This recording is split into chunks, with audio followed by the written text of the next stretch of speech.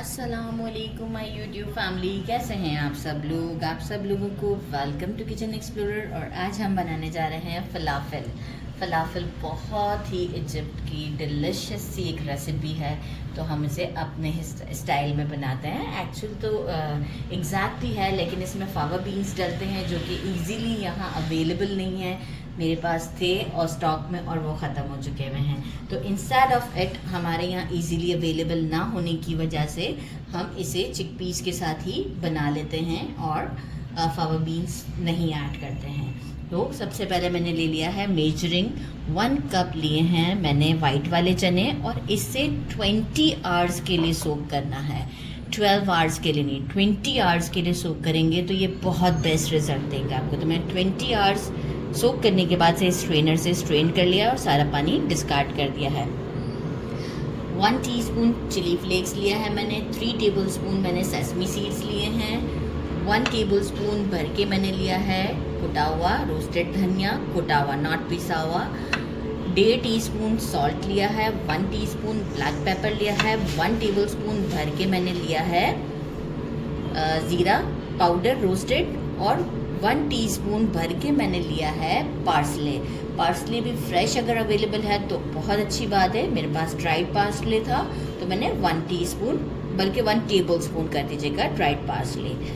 बाकी जो है वो हमें कुछ हर्ब्स में इस तरह से चाहिए कि 1.5 मैंने मीडियम साइज़ का, ये मीडियम से थोड़ा छोटा था, तो मैंने ये अनियन लिए हैं। इसे हम जो है वो देखिए, मेरे पास जो अनियन है ना ये काफ़ी मॉइस्चर वाला है अब की बार जो आया है, क्योंकि इसका शेड काफ़ी लाइट है।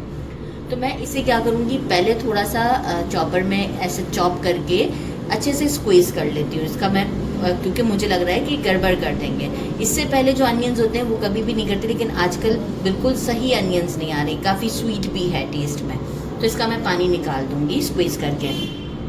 एक पूरा बंच हमने लिया है कोरिएंडर का। हाफ के मैंने इस तरह से फ्लावर्स निकाल लिए थे, और हाफ जो है वो स्टेम के साथ लिया है।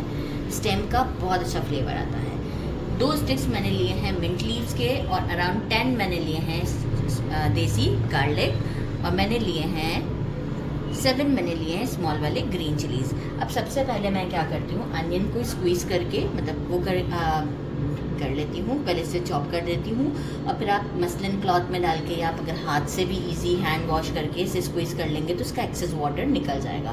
तो फलाफिल बनाते वक्त आपका ये डर भी ख़त्म हो जाएगा कि ये टूटे ना।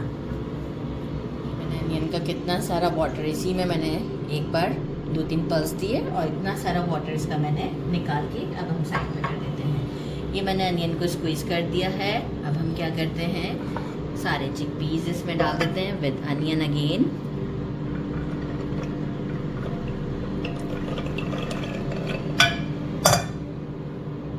सारे स्पाइसेस डालते हैं हम,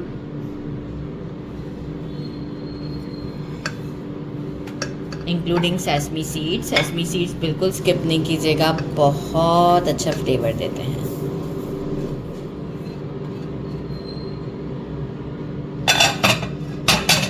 और हमारे ये हर्ब्स डाल देते हैं हम,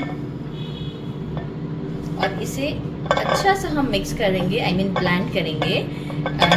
इस तरह हमें करना है कि बार बार हमें मिक्सी को रोकना पड़ेगा, क्योंकि हमें एक स्टर देना पड़ेगा, क्योंकि वो एक जगह पे स्टक हो जाते हैं। तो आराम से एहतियात से हम करेंगे। एक पल्स दे के आपको शो करती हूँ। देखिए, मैंने इसे थोड़ा सा पीस लिया है। अब हम डालेंगे 1/4 टीस्पून बेकिंग सोडा, और 1/4 टीस्पून ही हम डालेंगे बेकिंग पाउडर।